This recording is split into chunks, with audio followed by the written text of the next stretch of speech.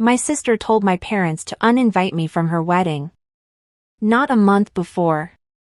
Not a week before. 24 hours before I was supposed to walk down the aisle as her maid of honor. And the worst part? My parents actually did it. They showed up at my apartment in Boston, the dress I'd spent 3 months altering hanging on my closet door, and told me I wasn't welcome anymore. That my presence would ruin Scotty's special day. I'm Macy St. Patrick, and this is the story of how my family chose my sister over me, until they didn't. Before I tell you what happened next, if you've ever been the family scapegoat, the one who's always expected to be understanding while everyone else gets to be selfish, hit that subscribe button. Because what happened after this moment changed everything I thought I knew about loyalty, family, and who really has your back when it matters. And trust me, you'll want to see how this ends. Let me take you back 6 months. I was sitting in my small apartment in Boston's North End, the one I'd scrimped and saved for, the one that represented every sacrifice I'd made to build a life for myself. My phone buzzed. It was Scotty, my older sister by 3 years, the golden child who could do no wrong in our parents' eyes. Macy. Oh my God, Macy, he proposed. Nicholas actually proposed. I remember being genuinely happy for her.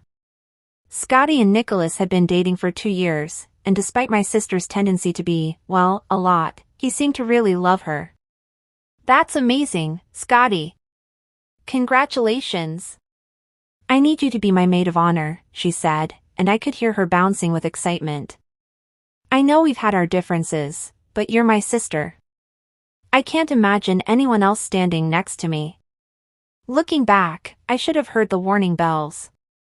Scotty and I had our differences the way the Titanic had a small leak.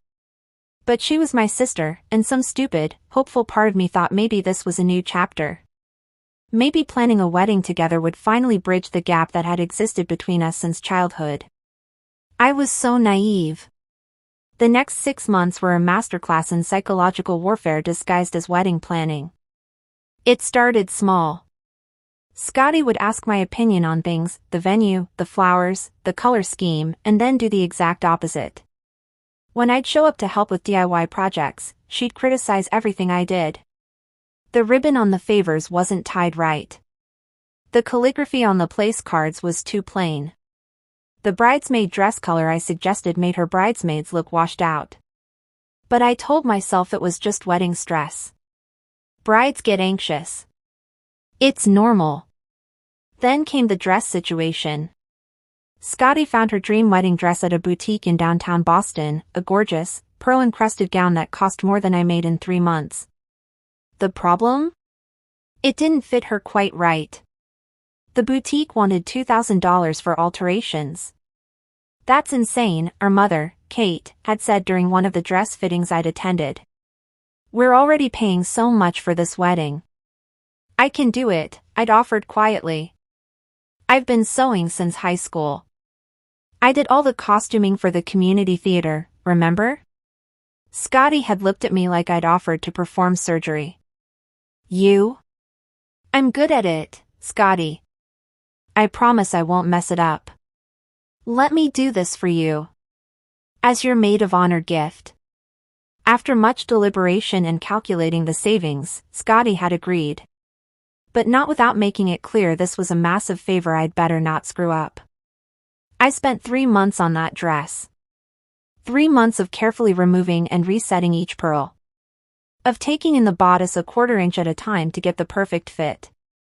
Of hand-stitching the hem so it would fall exactly right. I worked on it every night after my shifts at the hospital where I worked as a nurse, sometimes until 2 or 3 in the morning. I poured love into that dress. Not just for Scotty, but because creating something beautiful gave me purpose during a time when I felt increasingly invisible in my own family.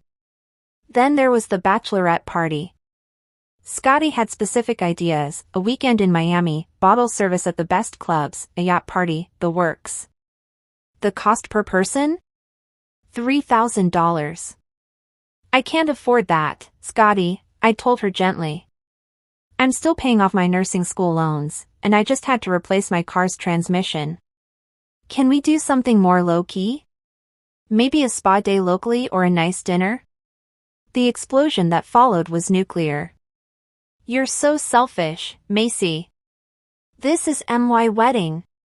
My one special day, and you can't even be bothered to celebrate with me properly. You know what? Forget it.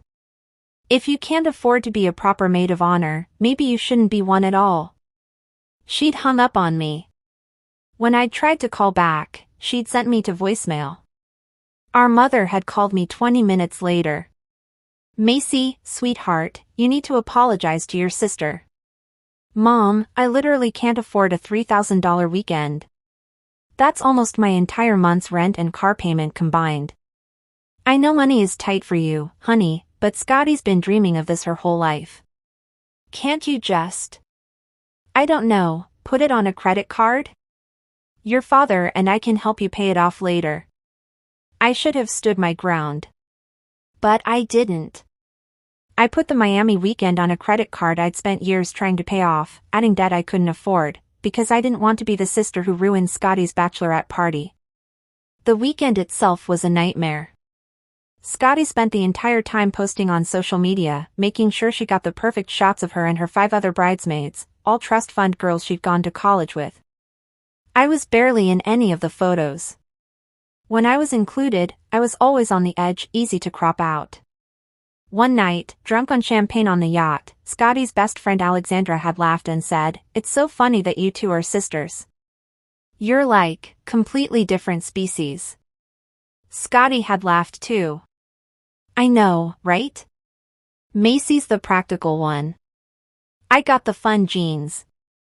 I'd smiled and nodded, pretending it didn't hurt. But here's the thing about being the practical sister, the one who's always reliable, always understanding, always flexible, people start to treat your feelings as optional. Your needs become negotiable. Your pain becomes invisible. As the wedding approached, I barely saw Scotty. She was always busy with final dress fittings, not for her dress, I'd finished that perfectly, though she'd barely thanked me, cake tastings, rehearsal dinner planning. When we did talk, it was about tasks she needed me to complete. Pick up the programs. Confirm with the florist. Make sure her bridesmaids had their schedule for the day. I was less a sister and more an unpaid wedding coordinator. The final straw came at the rehearsal dinner, 2 days before the wedding. It was held at an upscale restaurant in Cambridge, the private room decorated with flowers and twinkling lights. I'd arrived early to help set up, because of course I had. Scotty's bridesmaids drifted in later, all of them in designer dresses, discussing their upcoming vacations to Europe and the Maldives. I was sitting at my assigned seat, at the far end of the table, nowhere near the bride and groom, when I overheard it. Scotty was talking to her maid of honor. Wait. Her maid of honor? Alexandra, I just need you to make sure the schedule runs smoothly tomorrow. You're so much better at keeping things organized than Macy. I must have misheard. I must have. But then Alexandra responded, of course. I'm honored you asked me to be your real maid of honor. I know having Macy in the position is just like a family obligation thing. My blood went cold. Scotty laughed, that light, careless laugh she perfected. God, you know me so well. I mean, I had to ask Macy. She's my sister. But can you imagine her giving a toast? It would be so boring and sentimental. No, I need someone who actually understands me for the real responsibilities. I stood up. I don't even remember deciding to move. I just found myself standing, my chair scraping loudly against the floor. Scotty turned, her face going pale when she saw me. Macy. I spent 3 months altering your dress, I said quietly. Everyone in the room had gone silent. I went into debt for your bachelorette party. I've coordinated vendors, picked up supplies, addressed invitations until my hand cramped. And I'm not even really your maid of honor? It's not like that. Then what is it like, Scotty? Explain it to me. She couldn't. She just stood there, her mouth opening and closing, looking to her parents for help. My father, Paul St. Patrick, cleared his throat. Macy, sweetheart, maybe we should discuss this privately. No. I'd never said no to my father like that before. I want to hear it. Here. Now. What am I to you, Scotty? Really? My sister's face hardened. When she couldn't manipulate or deflect, Scotty always went on the attack. Fine. You want the truth? You're the obligation, Macy. You've always been the obligation. The perfect, suffering martyr who makes everyone feel guilty just by existing. Do you know how exhausting it is to have a sister who's always so good? Who never does anything wrong, who never takes risks, who just trudges through life being responsible and boring. Each word was a knife. I asked you to be my maid of honor because Mom and Dad would have freaked if I didn't. But let's be real, you don't fit with my friends. You don't understand the life Nicholas and I are building. You're a nurse who lives in a tiny apartment and drives a 15-year-old car. This wedding isn't for people like you. It's for people who matter in our social circle. The room was so quiet I could hear my own heartbeat. Scotty! My mother gasped. That's enough. But it wasn't enough. Not for Scotty. She was on a roll now, years of resentment pouring out. Everyone always talks about how wonderful Macy is. How hardworking. How selfless. But you know what? I'm tired of being compared to you. I'm tired of being made to feel shallow because I like nice things. I'm tired of you making me look bad just by being you. I felt something break inside me. Not my heart, that had been cracking for months. Something deeper. The part of me that had always believed family meant something. That blood was supposed to matter. Okay, I said softly. Okay. I picked up my purse. I walked out of that rehearsal dinner with my head high, even as tears blurred my vision. I heard my mother calling after me, my father's heavier footsteps, but I didn't stop. I drove home through the streets of Boston, the city lights bleeding together through my tears, and I made a decision. I was done. I wasn't going to the wedding. That night, I carefully packed up Scotty's wedding dress. I'd finished the alterations 3 days before, and it was perfect, every pearl in place, every seam flawless, the hem exactly the right length. I boxed it up with tissue paper and wrote a simple note. Your dress is finished. I hope your wedding day is everything you dreamed of. I won't be there, but I'm sure Alexandra will be a wonderful maid of honor. I called my parents and left a voicemail. I told them I loved them, but I wouldn't be attending the wedding. That I needed to respect myself enough to walk away from people who didn't value me. That I hoped they'd understand.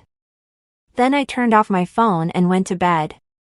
If you're still with me, and you're thinking about all the times you've been treated like you're not enough by the people who should love you most, do me a favor, hit that subscribe button and ring the notification bell. Because what happened next is something I never saw coming. The people I thought had abandoned me were about to show me what real family loyalty looks like. And Scotty? Well, karma has a very specific way of evening the scales. I woke up the next morning to 47 missed calls and over 100 text messages. Most were from Scotty, progressing from angry, "How dare you bail on my wedding," to panicked, "Macy please, I'm sorry, I need you here," to manipulative, "After everything I've done for you, this is how you repay me?" There were messages from Alexandra and the other bridesmaids, calling me selfish and dramatic. Messages from extended family members who'd heard my side of the story, which I was certain bore no resemblance to the truth. But there was one message that made me pause. It was from my mother, sent at 2:47 a.m. "Your father and I need to talk to you. Please call us when you wake up. We love you." I made coffee first. I needed caffeine for whatever this conversation was going to be. When I called, my father answered on the first ring. "Macy." "Thank God. Where are you?" "Home, Dad." "Where else would I be?" "We're coming over." "Dad, the wedding is today. You need to." We're coming over, he repeated firmly. We'll be there in 20 minutes. They showed up in 19. My parents stood in my small living room, my mother still in her bathrobe, my father in the clothes he'd worn to the rehearsal dinner. They looked exhausted. My mother's eyes were red from crying. Macy, baby, Mom started, then her voice broke. My father took over. We owe you an apology. A massive apology. I blinked. What? Last night, after you left, things escalated, Dad said. Your mother and I told Scotty that what she said to you was unacceptable. That she needed to apologize and that she needed to mean it. She refused, Mom added quietly. She said you were being too sensitive. That you'd always been jealous of her and this was just you trying to ruin her day. My heart sank. So they were here to convince me to come anyway. To be the bigger person. To sacrifice my self-respect one more time for the sake of family harmony. Then Nicholas' mother, Karen, got involved, Dad continued. She started defending Scotty, saying that bridesmaids were supposed to be supportive no matter what, that you were being selfish. Your father told her that if treating his daughter like garbage was what Scotty learned from their family, maybe this wedding was a mistake, Mom said, and there was steel in her voice I'd never heard before. I sat down slowly. You said what? It got heated, Dad admitted. Nicholas tried to calm everyone down, but then Scotty said. He paused, his jaw clenching. She said she'd always wished Alexandra was her sister instead of you. That Alexandra understood her better, came from a better family, had better taste. Mom was crying again. I slapped her, Macy.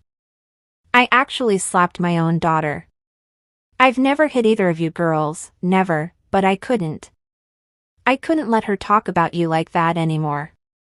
I felt like I was in an alternate reality. Mom. We left, Dad said. We told Scotty that if she felt that way, she could have the wedding she wanted, but it would be without us. That we wouldn't watch her treat you like you're worthless. The words hung in the air. You're not going to the wedding? I whispered. No, Mom said firmly. We're not. We've called the family members who matter, your aunts, your uncles, your grandparents. We told them what really happened. Most of them aren't going either. I couldn't process this. My parents had chosen me.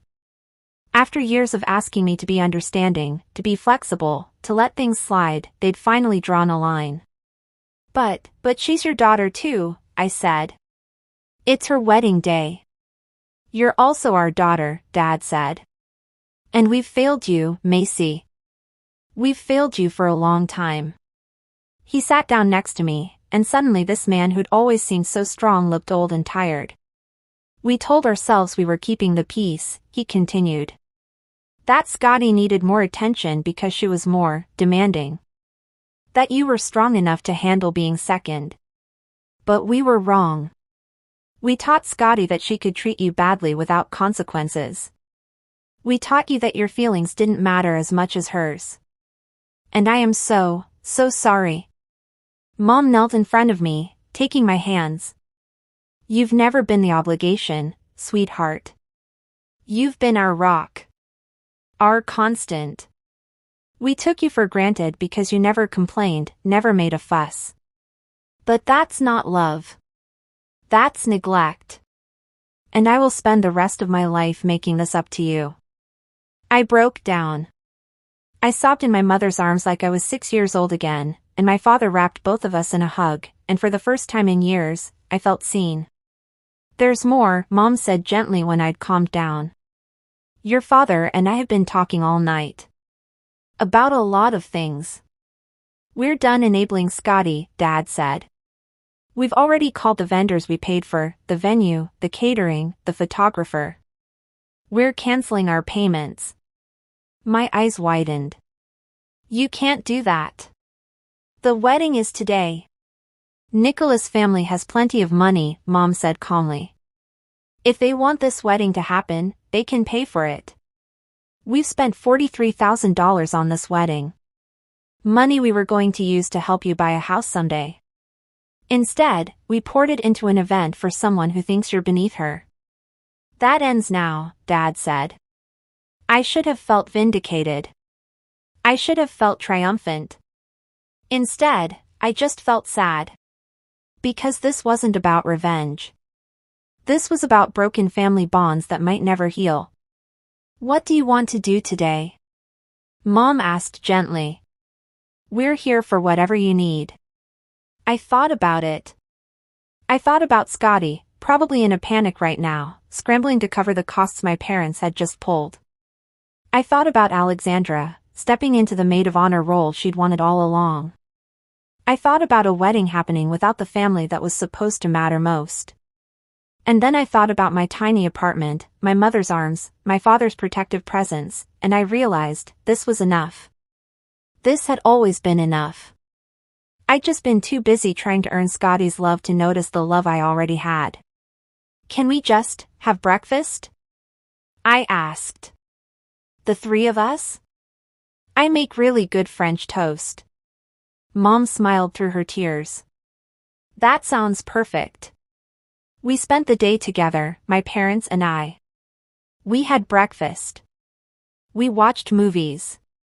We really talked, about the family dynamics that had poisoned us for so long. They told me about their own struggles with Scotty's behavior, how they'd hoped she'd grow out of it, how they'd convinced themselves that maintaining relationships was more important than maintaining boundaries. We were wrong, Dad said as the sun set over Boston. Family isn't about keeping everyone together at any cost. It's about respecting each other. And respect has to go both ways. My phone buzzed constantly throughout the day. The wedding was clearly not going smoothly. But I didn't look at the messages. I didn't care. For the first time in my life, I was choosing myself, and my parents were choosing me too. The next morning, I finally looked at my phone. There were messages from Scotty. From Nicholas. From Karen. From various wedding guests. But there was one message that caught my attention, from my Uncle Matt, my mother's brother. Thought you should know, the wedding happened. Barely. Nicholas' parents paid for everything at the last minute, but it was chaos. Half the guests didn't show up because your parents told them what happened. Scotty had a breakdown during the reception when she realized how many people sided with you. She and Nicholas left early. Not sure this marriage is going to make it past the honeymoon. Your parents did the right thing, kiddo. So did you. I didn't feel happy about it. I didn't feel vindicated. I just felt free. Over the next few weeks, the fallout continued. Scotty tried to reconcile with our parents, but Dad was firm. She needed to genuinely apologize to me first, and she needed to understand what she'd done wrong. Scotty couldn't do it. In her mind, she was the victim, the bride whose wedding was ruined by her dramatic sister. Nicholas, to his credit, tried to mediate. He called me personally, apologized for his mother's behavior, asked if there was any way to fix things. I appreciated it, but I told him the truth. Scotty had shown me who she was. I believed her. And I couldn't have a relationship with someone who thought I was worthless. The marriage lasted 8 months. Scotty called me when Nicholas asked for a divorce. She was crying, hysterical, saying her life was falling apart.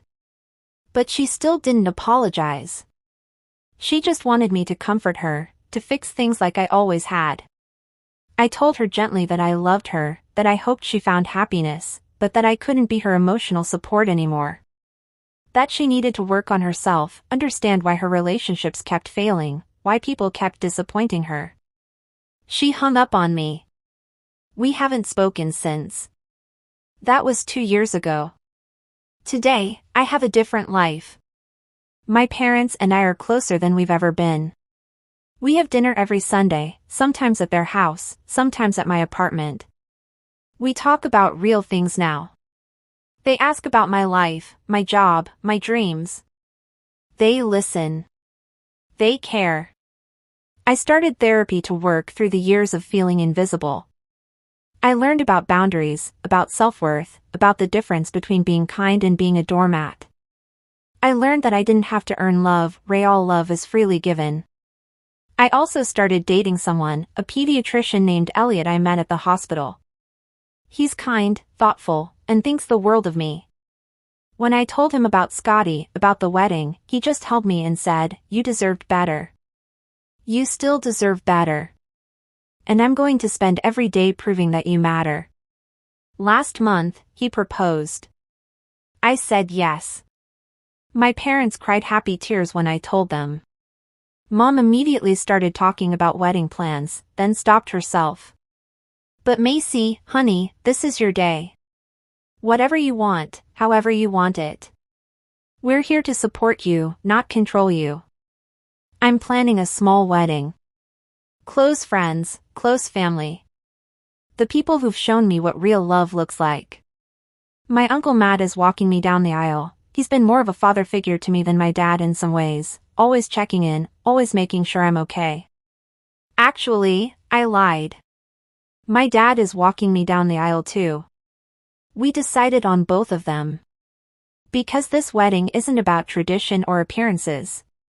It's about love. Real, messy, imperfect, but genuine love. I sent Scotty an invitation. I'm not sure why. Maybe because some part of me still hopes she'll change. Maybe because I wanted her to see that my life didn't fall apart without her in it. Maybe because forgiveness isn't about the other person, it's about freeing yourself. She hasn't responded.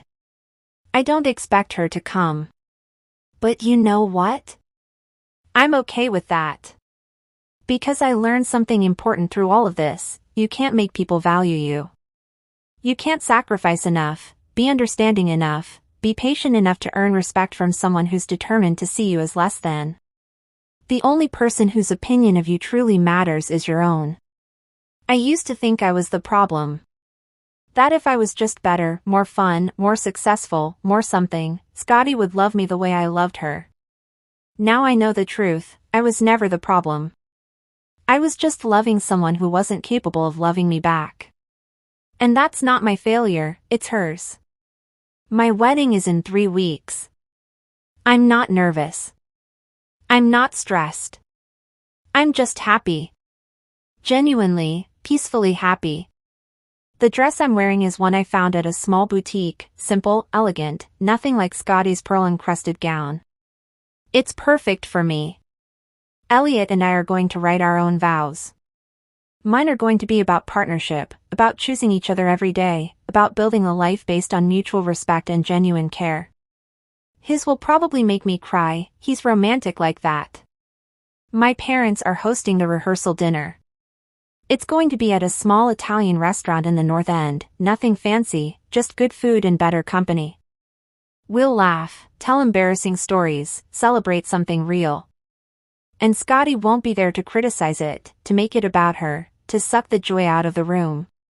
For the first time in my life, I get to be the bride.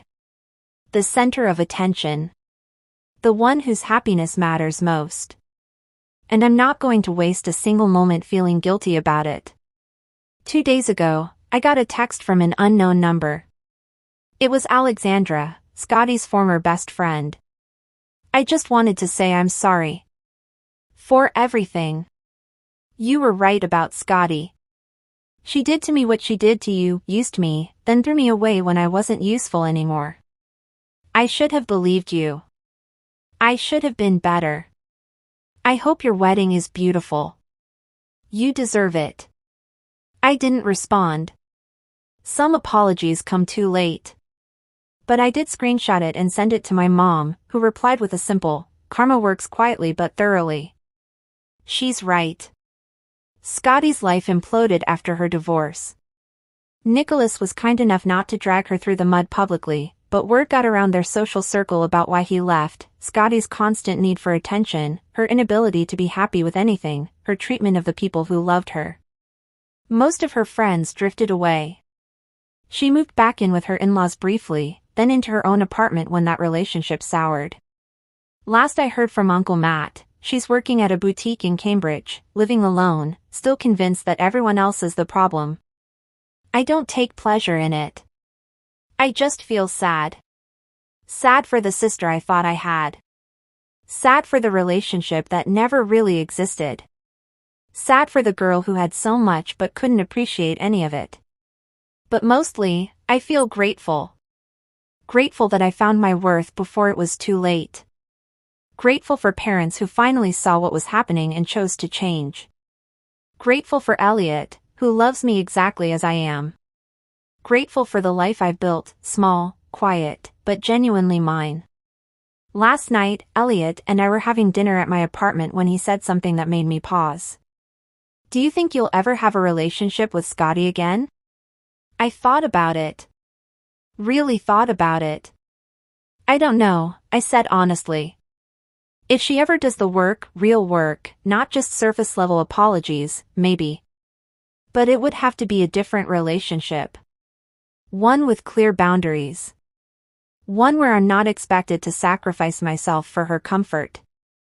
And if she doesn't do the work, then I'll be sad about it sometimes. I'll wonder what could have been. But I won't let it consume me. I won't let her absence define my life any more than her presence did. He squeezed my hand.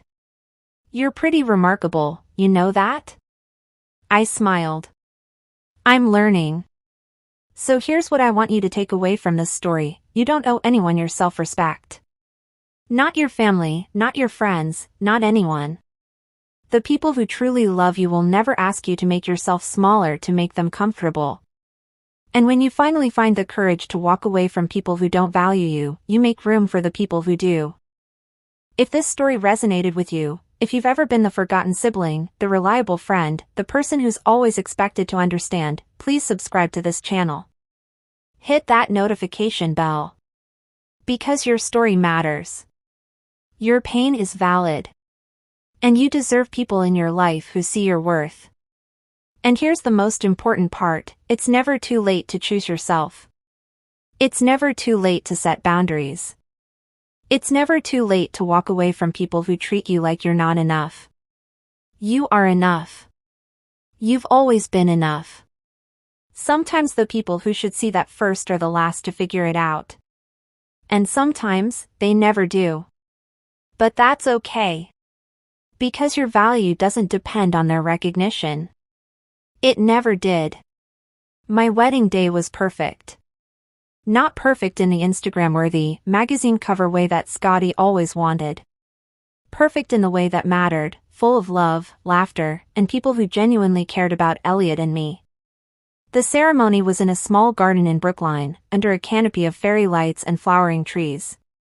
I walked down the aisle with both my father and Uncle Matt, my mother crying happy tears in the front row. Elliot's family welcomed me with open arms. His mother, Fiona, had already started calling me her daughter. When Elliot and I exchanged vows, he told me I was the bravest person he knew. That watching me set boundaries and demand respect had taught him what real strength looked like. That he would spend every day of our marriage making sure I never doubted my worth again. I told him that he'd shown me what it felt like to be chosen first. To be someone's priority, not their obligation. That I would love him fiercely, honestly, and without reservation. There wasn't a dry eye in the garden. At the reception, my Uncle Matt gave a toast that had everyone laughing and crying at the same time.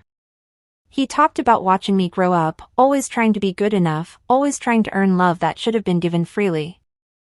But today, he said, raising his glass, we celebrate a woman who finally realized she was already good enough. Who chose herself. Who demanded better and found it. Macy, you're not just gaining a husband today. You're claiming the life you always deserved. And we couldn't be prouder. As the night wound down, I found my parents sitting together, watching the dancing. Thank you, I told them. For everything. For choosing me. For changing. Mom hugged me tight. Thank you for giving us the chance to do better. For not giving up on us even when we failed you. I love you both, I said. So much. We love you too, sweetheart, Dad said. Always have. We just forgot to show it for a while. As Elliot and I left the reception, surrounded by sparklers and cheering guests, I caught a glimpse of someone standing at the edge of the garden. Just for a moment. It looked like Scotty. But when I blinked, she was gone. Maybe she'd come to see what she'd lost. Maybe I'd imagined it.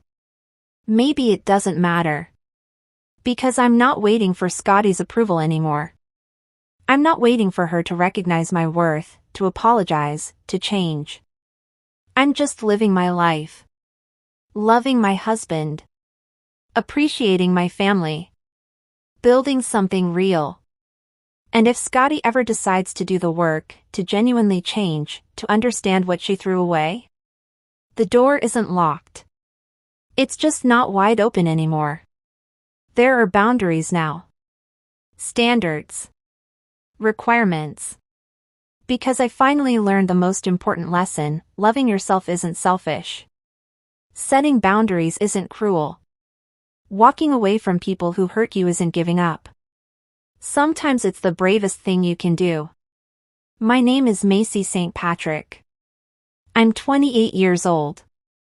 I live in Boston with my husband and our rescue dog, Collins. And I'm finally, genuinely, completely happy. Not because everything is perfect. Not because I have a fairy tale life. But because I learned to value myself. To demand respect. To walk away from people who couldn't see my worth. And in doing so, I found the people who'd always seen it, and the ones who were waiting to celebrate it. That's not revenge. That's not even justice. That's just love. Real, messy, imperfect, but genuine love. And it's worth more than any wedding, any approval, any relationship built on sacrifice and resentment. It's worth everything. Subscribe if you believe that choosing yourself isn't selfish, it's survival. And stick around, because every story I share is about finding your worth when the world tries to convince you you're worthless. You matter. Don't ever forget it, ***.